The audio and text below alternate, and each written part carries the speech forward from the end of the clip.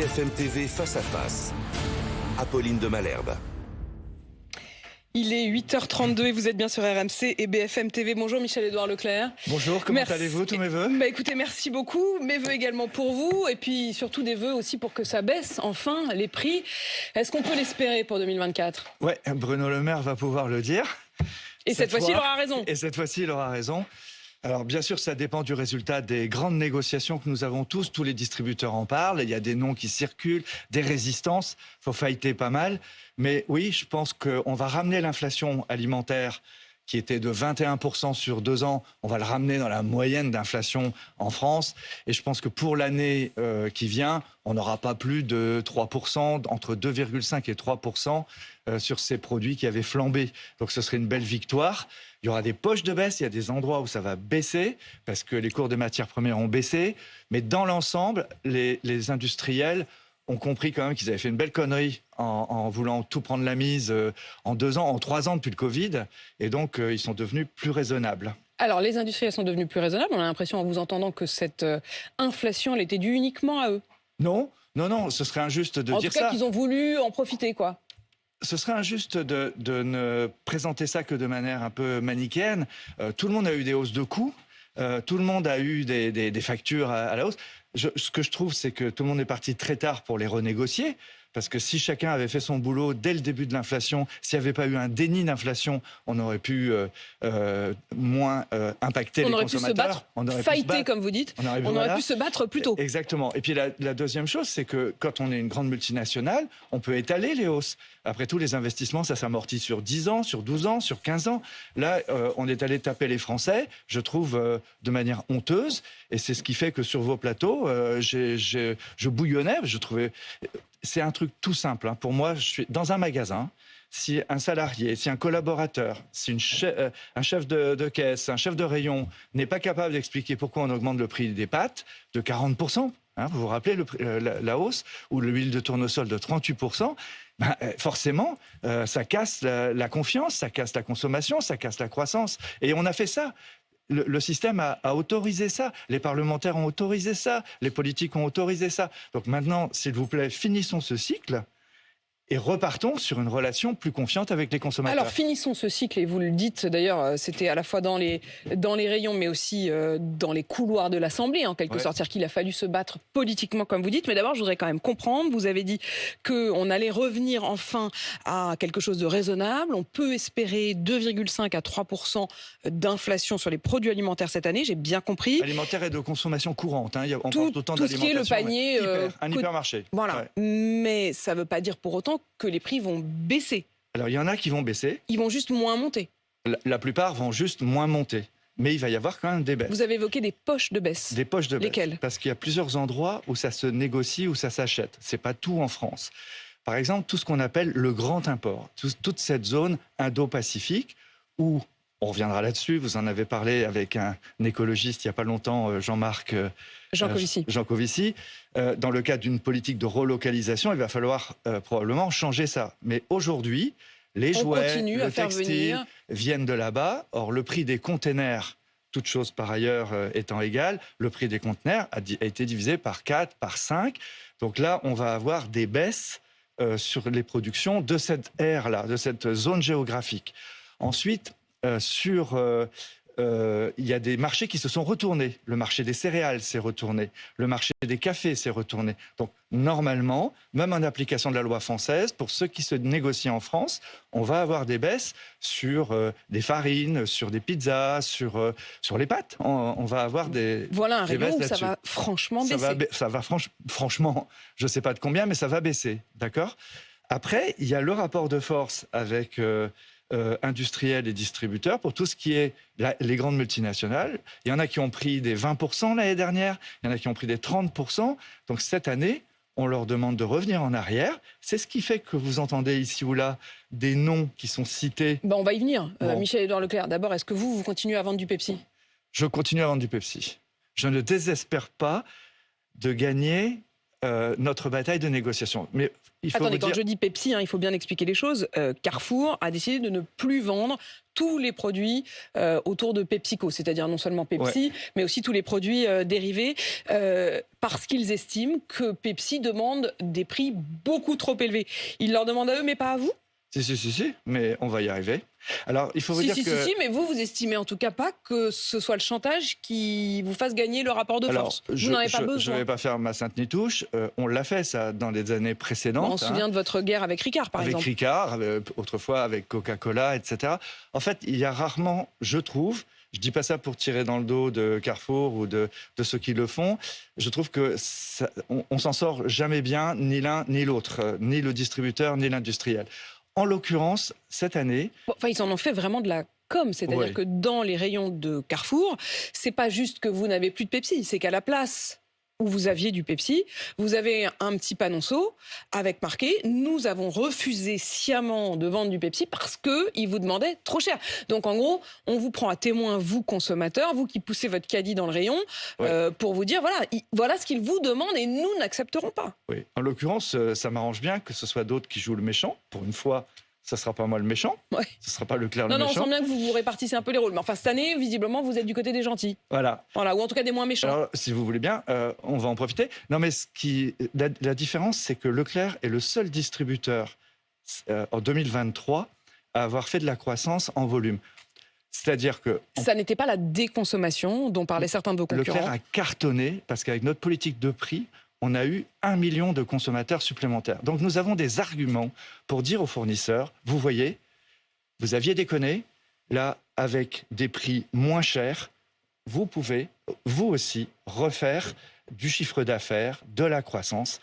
Et donc, je pense que cet argument va l'emporter sur le rapport de force. Ou enfin, vous dites que vous avez fait moins cher, mais alors ce matin, si on ouvre les journaux, et notamment un journal de chez vous, vous êtes breton, Ouest France, grande publicité, 2 pages de Lidl qui dit « Nous avons recomparé encore et on est les moins chers encore ». Et ils estiment qu'ils sont 3,6% moins chers que vous, Leclerc. Qui dit vrai ? Dans sa publicité, il le dit forcément, parce que sinon sa publicité, elle serait fausse. Et donc, c'est vrai il dit prix moyen comparé sur 296 produits. Comme vous avez pu le voir, on est 2 ou 3 distributeurs à se scotcher au meilleur des intérêts des consommateurs. Lidl ne fait pas partie des mauvais. C'est souvent Lidl est le 2e magasin des clients d'un Leclerc ou d'un Intermarché. Il a très peu de produits comparables avec nous. Il a d'ailleurs un assortiment plus faible avec des surfaces plus petites. Mais c'est bien, même pour nous, qui sommes globalement les moins chers sur 30 000, 40 000 articles, de se faire challenger. Super fair play. Oui. Non, mais j'avoue que c'est assez surprenant parce qu'en fait, cette pub, elle est pas très sympa pour vous. C'est quand même une pub qui est justement dans la mise en concurrence. C'est Nadal Federer. Il y a des fois, c'est lui qui gagne. En général, c'est nous. Je ne sais plus d'ailleurs lequel des deux gagnait. Oui, je ne saurais pas vous dire non plus. Mais disons que c'était un coup l'un, un coup l'autre. Mais ça veut dire quand même, Michel-Édouard Leclerc, que vous considérez que c'est une saine émulation. Oui, moi je crois à la concurrence. Et c'est ça ce qui m'a opposé à la classe politique, aux parlementaires qui ont voté les lois anti-concurrence, comme les a déjà qualifiés d'ailleurs le président de l'autorité de la concurrence. C'est ça qui nous a empêchés d'avoir une saine concurrence. Les industriels doivent redevenir concurrents entre eux. Les distributeurs sont très concurrents en France. Et il faut lever les lois qui sont restrictives de concurrence. Vous voyez Danone, vous leur parlez Danone, bien sûr. Parce que votre confrère et concurrent, donc Dominique Schelcher des magasins U, disait mercredi, ici même sur BFM, qu'il n'avait toujours pas vu Danone. Alors ce qu'on dit vu Danone, ça ne veut pas dire effectivement se voir ou s'appeler, ça veut dire négocier, ça veut dire se mettre autour de la table, alors que la deadline, vraiment le compte à rebours, c'est jusqu'au 31 janvier. Et il disait, Danone ne nous répond pas pour sans doute jouer une sorte de contre-la-montre et devoir imposer ses hausses à la dernière minute. Ça n'est pas votre cas. Vous négociez avec Danone. Oui, mais tous les grands industriels jouent la montre. Ils ne sont pas pressés de signer avant le 31 janvier. Alors d'abord, il faut vous dire que le législateur a mis des dates de négociation en pleine vacances. Chez les industriels aussi, on fête Noël. Chez les distributeurs aussi. Donc c'est là maintenant, là, ces 2 dernières semaines. C'est maintenant que ça se passe. C'est maintenant que ça se passe. La dernière semaine, en général, ce sont les services juridiques qui regardent si tout ça rentre bien dans les cases de la loi française. On a une loi pas possible, hein, c'est les services juridiques. Mais ça veut dire que les 10 jours qui viennent, c'est vraiment le dur des négociations. C'est maintenant que se décident les prix de l'année qui vient. Michel-Édouard Leclerc, prenons l'exemple donc de Danone. Danone, il vous demande combien de hausse? Je ne sais pas. Vous faites semblant de ne pas savoir. Non, je sais à quel objectif je veux arriver et je ne sais pas jouer au poker. Je ne sais pas jouer au jeu comme ça de saloon, mais ce que je sais, c'est à combien je veux arriver. Et vous voulez arriver à combien? Et je veux arriver à être d'abord le moins cher de France. Déjà, je négocie pour Leclerc, on négocie pour Leclerc. Ce sont des patrons de magasins chez moi qui négocient pour leur magasin. Donc ça, on veut être les moins chers. Mais en plus, nous voulons que la croissance reparte. Et la moitié de la croissance, c'est la consommation. Hein, et donc, vous ne m'avez pas dit à combien? Non. Ça veut dire quoi? Ça veut dire 2%? Bon, je vais demander de la déflation. Ah, vous allez même demander du moins 2? Oui. Donc Danone, là, ça y est, vous vous apprêtez à lui demander moins 2. Là, sur l'ensemble des produits Danone, hein, ça veut dire... je vous dis pas ce qui va arriver. Vous pensez que c'est envisageable? Oui. Bah, celui qui va au combat et qui n'y croit pas, ça marche pas. Donc ça veut dire que dans les rayons, le résultat, c'est que pour les Français qui achètent leur yaourt, à partir du mois de février, mars, il pourrait y avoir des prix à la baisse? C'est ce que je vais demander. Avec des prix à la baisse dès février-mars? Je vous repose la question. Vous viendrez faire un stage chez Leclerc. Tout à fait, je ne demande que ça. Je ne vais pas le dire sur un plateau.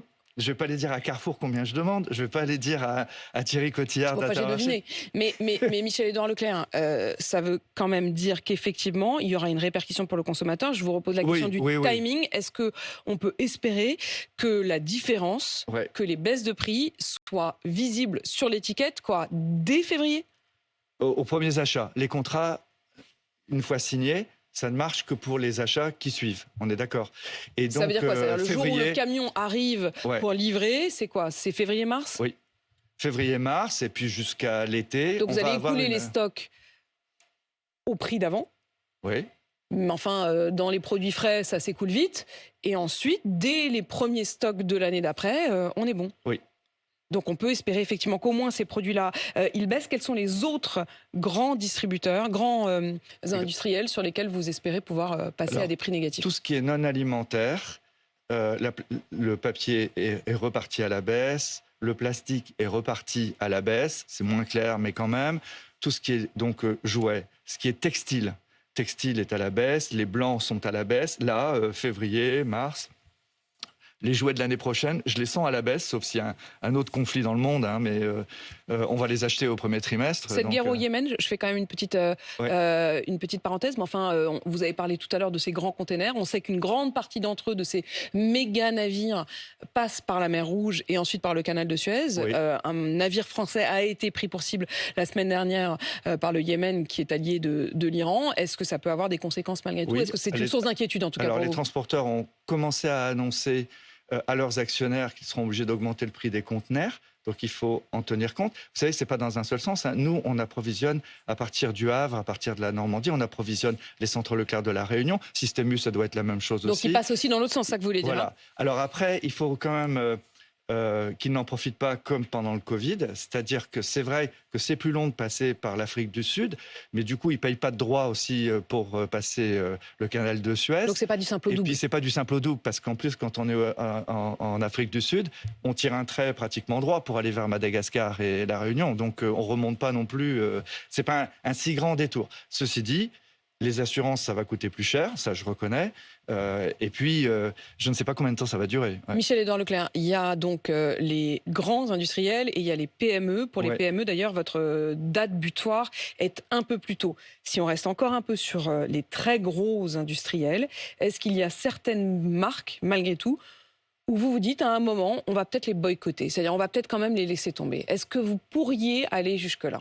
On pourrait le faire. Peut-être pas dans ce mode combat que nous a montré Carrefour, mais tout simplement parce que vous considérez que les consommateurs suivront plus. La poche de résistance à la baisse vient beaucoup des multinationales, des produits d'entretien, de santé, de beauté, des boîtes dont les marques sont rassemblées derrière Procter, Unilever, L'Oréal et tout ça. Mais je pense que vraiment, ils savent qu'on on a fait un carton sur leur marque en les vendant moins cher. Donc en 2023, nous leur proposons de rester dans la course en 2024. Franchement, on est l'enseigne qu'il leur faut pour... Là, vous êtes en train de vendre votre bout de gras, là. Bah oui. Voilà, parce que vous vous dites, ils nous écoutent, ils nous regardent, et c'est aussi une manière de faire la négo. Vous disiez... Je suis franc, hein. Non, mais tout à fait, j'ai bien compris, mais d'ailleurs, je ne suis pas dupe. Ce que je veux simplement dire, Michel-Édouard Leclerc, c'est que une des choses importantes, et moi ce qui m'intéresse, c'est ce que font les Français et le comportement des Français, c'est que lorsqu'en septembre, on a le patron de Carrefour qui a dit on est face à une déconsommation, c'est un mot qui pour vous paraît tout à fait excessif et que vous n'avez pas du tout observé. Les Français n'ont pas déconsommé. Au moment où Alexandre Bompard le patron de Carrefour, disait ça, moi aussi j'avais peur de la récession, d'accord ? Et il y a des signes extérieurs, des dérives de consommation, des non-consommations, qui me faisaient peur pour janvier, février, mars. Mais si on arrive là à bien négocier, je pense que la consommation sera au rendez-vous de la croissance. Vous savez, la consommation, c'est la moitié...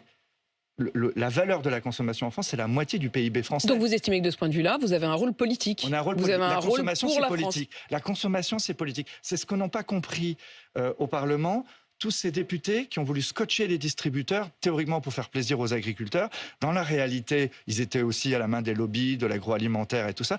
En fait, aujourd'hui, il faut bien se dire que la manière dont les gens consomment, la manière dont ils ressentent le pouvoir d'achat, première préoccupation des Français dans tous les sondages, le Parisien encore ce week-end, le pouvoir d'achat est la consommation, c'est politique. Le pouvoir d'achat est la priorité numéro 1 devant toutes les autres pour les Français. S'il y a un nouveau gouvernement, s'il y a des nouveaux ministres, la consommation, c'est politique. Gagner, c'est faire plaisir aux consommateurs. Donc vous regardez, comme les autres, vous vous demandez ce qui va sortir du chapeau d'Emmanuel Macron, si tant est que quelque chose sorte. Mais enfin, je veux dire, si remaniement il y a, si c'est aujourd'hui, si c'est hier, si c'est demain, ça change quelque chose pour vous? Mais moi, vous voyez, ce qui m'épate, c'est que les mêmes vous disent on a eu les gilets jaunes pour 10 centimes ou 5 centimes sur les carburants, mais pour autant, il n'y a pas de discours consumériste. Alors, Olivia Grégoire, Bruno Le Maire sont exceptionnels dans leur investissement personnel, mais dans la politique gouvernementale aujourd'hui, il n'y a pas une politique consumériste. Et c'est pour ça les distributeurs aujourd'hui ont cette popularité. C'est que nous investissons, nous venons sur les plateaux, nous défendons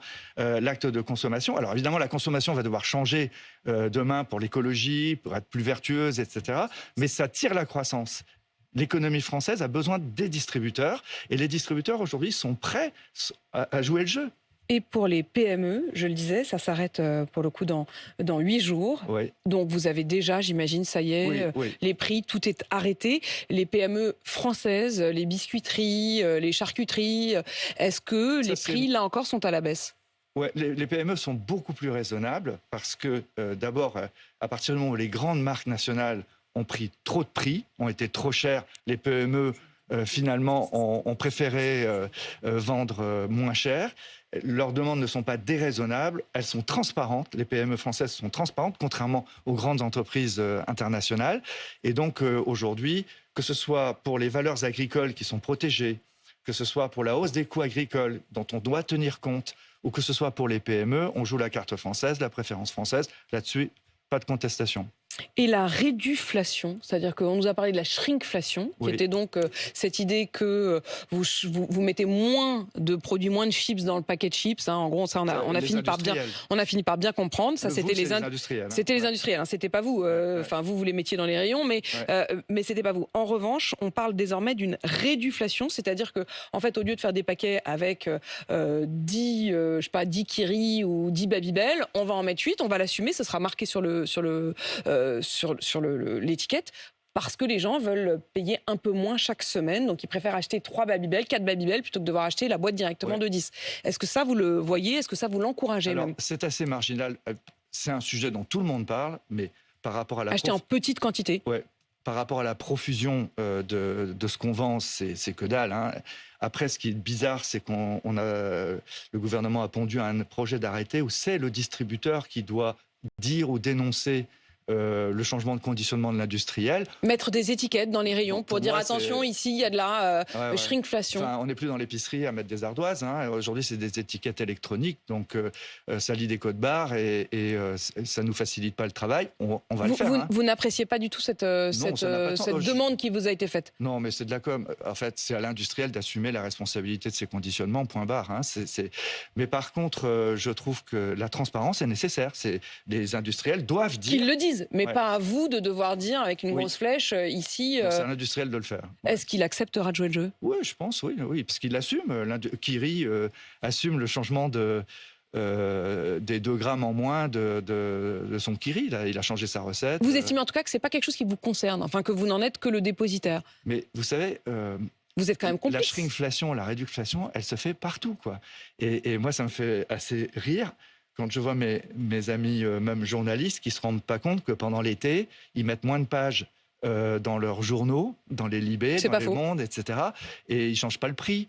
Dans les cantines, quand l'inflation a été trop forte, on a remplacé le lieu jaune par, je sais pas moi, du taco ou un lieu qui coûte moins cher. Tout le monde adapte ses menus à l'inflation. Et même vous, sur les marques distributeurs, vous faites aussi de la shrinkflation? Non, là, je ne pense pas qu'on ait eu à le faire.